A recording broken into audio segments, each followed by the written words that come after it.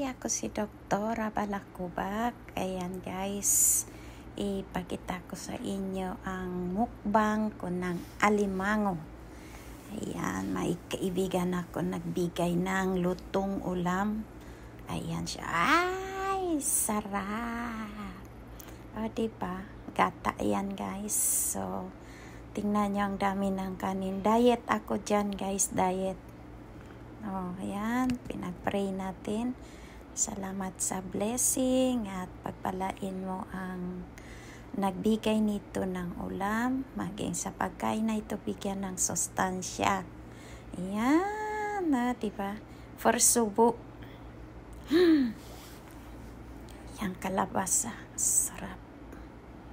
O, diba?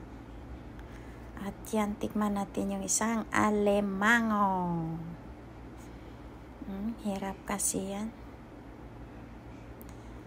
Init. Pero hindi siya ganong mataba guys. Katamtaman lang yung taba niya. Pero yung lasa ay lasang alimango. O, diba? Halangan naman lasang tuna.